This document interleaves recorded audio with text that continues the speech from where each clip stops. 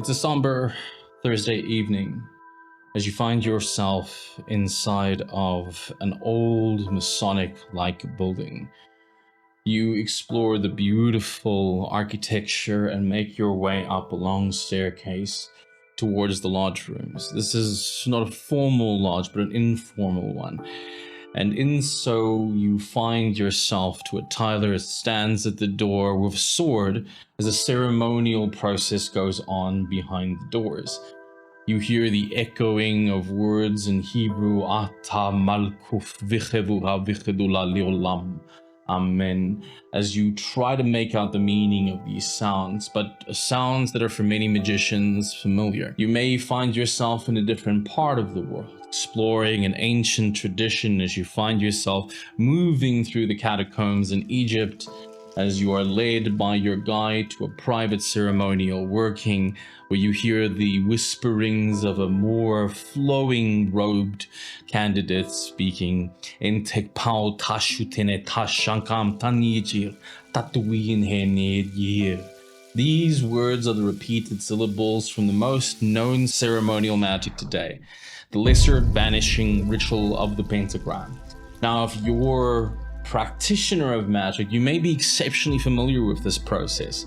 And if you are, then I think today's conversation will maybe give you another dimension as I explore this well-known ceremony from a very different vantage point and share with you my over 3 decades of experience working with this technique in various pantheons and traditions, how I've unlocked for myself at least its inner workings or practices, and how I can maybe help you break free from the entrapments of typical religious practices around this in order to customize this technique for your specific path, whether that is a left-hand path, a darker tradition within it, or even one that is slightly atheistic.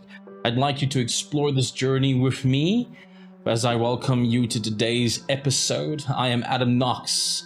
Welcome to the Cult of You, and remember to live deliciously.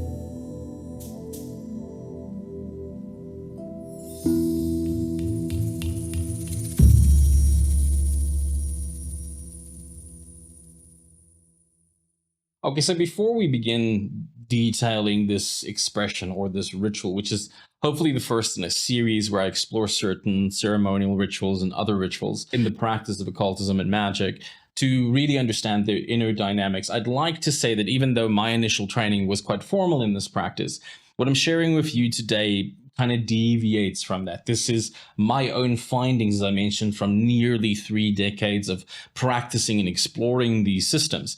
These are insights that I have gained as a result of working with my own spirit guides, as well as in my own awakening through the process and many other processes that have helped me customize and align this to my own point of view. So in saying that, I want to make sure that I articulate that this is my practice or my approach to it, and you should practice and test it for yourself. Try this on, look at alternatives, and ultimately see what works for you.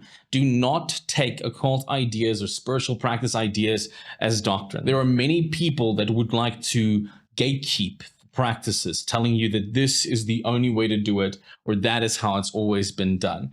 The fact of the matter is, even if we're going to be honest with ourselves and say there's a very specific way that, for example, the Golden Dawn did it, as mentioned in other interviews and conversations that I've had on this channel, if their way of doing it was the only and perfect way, why was the order so short in its lifespan? You see, we tend to kind of take things as doctrine instead of simply asking ourselves if they're relevant and how we can adapt them to achieve greater results. Sometimes even looking outside of occult practices in different areas of human development in order to update our models. At the end of the day, results, in my opinion, is what matters. So with that being said, do not take any occult ideas as doctrine, not mine or not anyone that you've read, unless you've tested them yourself or really gotten them from a reliable source that's capable of demonstrating these qualities or attributes to you. So with that being said, what is the lesser banishing ritual of the pentagram? Well, the lesser banishing ritual of the pentagram, for the most of it, comes out of the Hermetic Order of the Golden Dawn, and some documents state that it was Crowley that kind of developed this. I can't speak with total accuracy towards that, but the purpose of the ceremony, traditionally at least how it's taught, is for the purification of the magician's sphere of sensation, specifically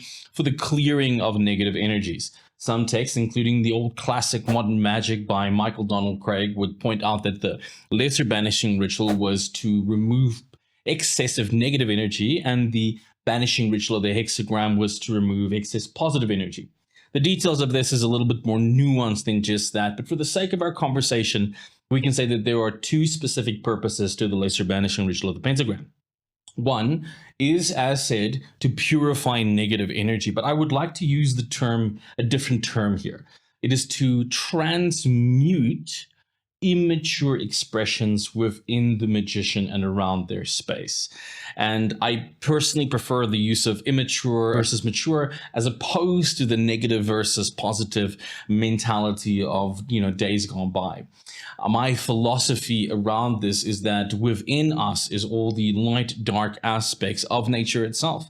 And it's not that some are good and some are bad. It's just that the expression of some of them may be immature. It may be stuck in a time loop or a mindset or a frame that's simply not sustainable. And as such, it is connecting with those parts and transmuting them, retooling them and reintegrating them in new ways that we can find a healthy expression. For example, take the concept of violence. Violence can be an exceptionally negative quality or attribute, yet at the same time, in the right set of circumstances, your capacity for violence may be the capacity to protect your family from an intruder at that point. Not saying that that is always the right choice of action. There's obviously far more variables to that, but you get the basic idea of this, is that any negative component within you is only negative when it doesn't serve yourself at a healthy and sustainable level, or the group. And this is my belief about all the different components within our nature.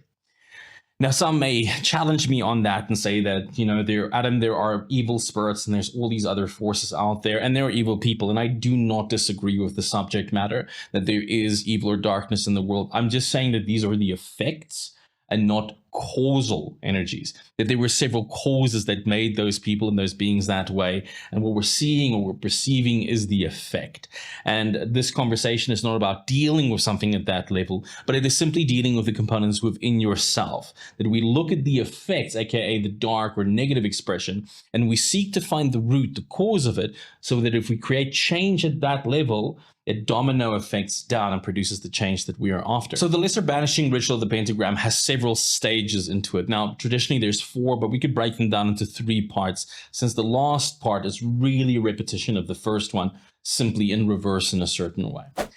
This is the Cabalistic cross, the banishing pentagrams, the invocation of the archangels, and then the repetition of the Cabalistic cross. So the first Cabalistic cross almost acting as an opening to the ceremony, and the final one closing the ceremony, not unlike the kind of energy pattern of the tetragrammaton itself with the repeating hey in its final. Now, that is one way of looking at it. We can easily take on that 4 model concept to break down a mind. It's just what is going to be the easiest format for you to remember it. Here, I'm not here planning on giving a detailed step-by-step on how to perform the ritual. There are many, many tricks out there that describes this in vivid detail, so I'm not going to bore you with that. You're welcome to pick those up. They're available in my courses and many, many others out there. I'm simply overglancing the major steps of here to get you to understand the inner working so you can customize this for yourself. Let's look at the first stage of this, the Cabalistic cross. The steps are quite simple. The practitioner simply moves to the center of their space, or wherever they're practicing, and they imagine themselves growing the size of the building, the size of the room, the size of the house, the size of the city, ultimately all the way out into space and time, and then sees a point as specific as a mathematical position or vector, and then begins to pronounce the divine words, tracing the signal down the body, seeing the light flush down this universal body down onto the earth beneath them, as it's a very malkuf of their own tree of life. And then the light moves out to the right and to the left, to the ends of the universe, and then crossing their hands. Now, so what the magician then does is hallucinates themselves in the form of this grand cross in the center of the universe. But what's the inner workings here? And this is what's most important or most interesting for me. When we see there's two very specific stages that occur inside of this. The first one is that the adept, or the neophyte even in this situation, would disassociate from their normal time-space-based personality. The very act of hallucinating oneself, transmuting, is a form of disassociating from one perceived psychological hologram of the self, and then activating an alternative one. In this one, starting to associate to the universal self. Now, so this is something that can be adjusted within any practice that you have based upon your own adapted mythology and symbolisms. So we see then one of the fundamental purposes of the Cabalistic cross is to almost open the unconscious. It is to disassociate from the personality and associate it to the infinite quantum creative self, however you want to view that. So this is something, again, as I mentioned, you can adopt then specifically to your own custom and culture. And don't let somebody give you the bias of saying that this practice or this technique can only be adjusted to classic Hebrew as it is. If we read Isol Regardi's The Middle Pillar, we can clearly see him sharing everything from Gaelic versions to Egyptian versions of the ceremony and so on. It is not specific to the symbolism or the words used inside of it.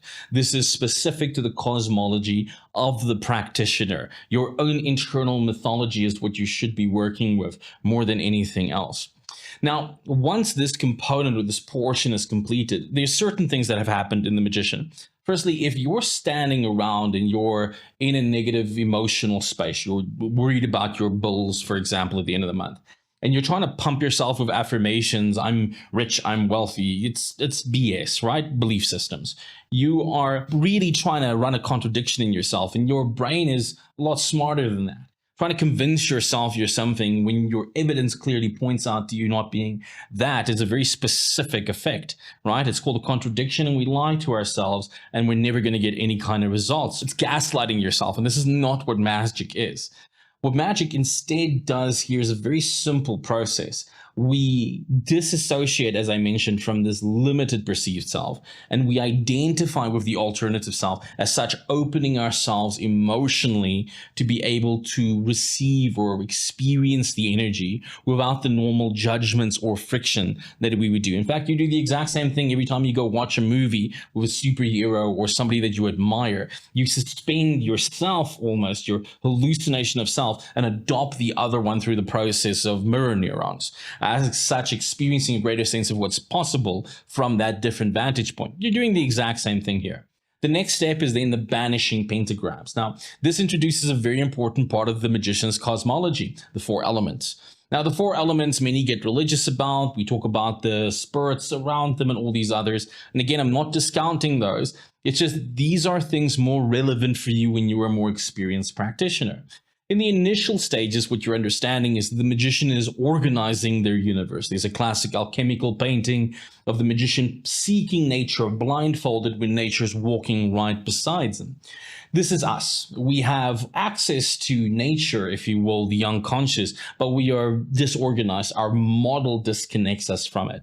So what the magician starts to do is to organize their universe into these categories, or into this system of correspondence, if you will. As such, first orientating them into the areas of the directions, and these directions then represent psychological, physiological, spiritual, and so on and thus forth aspects of the practitioner's personal reality.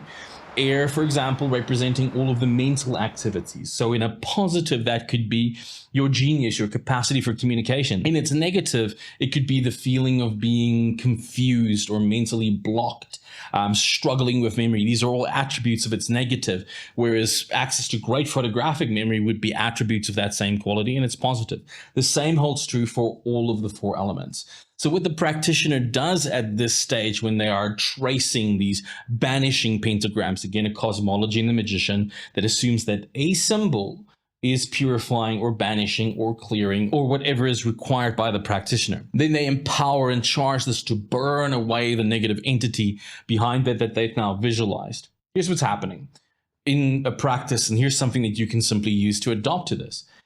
You are taking portions of your own being and your own experience that are in the immature, as I mentioned. You are then projecting these out of your body into the environment around yourself. In other words, you are also now disassociating from a part of yourself that may be sabotaging you or contradicting you in some kind of way. You then represent this as a being because, again, form follows function. In other words, when the unconscious can represent a portion of itself through symbolism, through pictures or names or things like that, then we're able to start influencing that part. It's the same technique in neurolinguistic programming and hypnosis referred to as synesthesia. Synesthesia is the practice of where a color can be heard, a sound can be seen, and so on and thus for something people experience in psychedelic states. It's a way the brain operates at a very deep level. As such, manipulating or affecting the one affects the other one. This is a very important thing to understand because it's also how many of the immature, unhealthy, and just plain out bad cults actually manipulate their doctrine in order to influence and manipulate their people. But this, by all means, is not simply limited to those unhealthy cults. Businesses do this, churches do this, many other groups. It's important that you understand these technologies so you can protect yourself from them and that you can utilize them to construct a healthier self and personal malkuth, if you will. So understanding this model that the magician now has an organized set, again, air, the mental model, fire, everything that they're taking action on or not taking action on, earth, their material and financial body, water, their creative and emotional and subconscious, all these facets. They will then begin to project the portions of themselves that are disharmonious out to these spaces and then begin the process of transmuting them. And that's done by drawing in the power in any way, form that is seen or appropriate by the magician, charging this pentagram and seeing it burning away the old form. Now understand this. This is a mistake that many people make in my experience from a psychological perspective. They simply burn and banish the thing completely. In other words, they, in a manner of speaking, repress it unless they're able to transform it. The mistake that many make here is they almost take on the attitude of repression or pushing out, and what we resist tends to persist unless we're replacing it with an alternative, and that's the big mistake. They see the angelic component of the next portion of the ritual as banishing as two separate events. They are not. They are an intrinsically linked event within your psyche. You see, once you have extracted these portions of yourself that are in their existential kink, if we shall put it that way, you burn out the form as if seeing a leper in front of you and then burning away the disease until the pure human or the pure being remains. The psychology here that I like to adopt is that these portions, although imbalanced, still served me at some portion in my existence or the greater mind.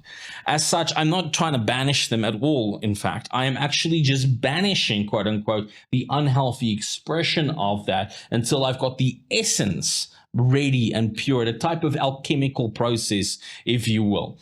Once I've completed that process, once you've completed the banishing, so to speak, portion, you've moved across each of these portions of yourself, you are now finally ready to move into the next stage, which is the invocation of the archangel. Something I should kind of add is before you even do the evocation of the angels, the utilization of these divine names represents certain altered states.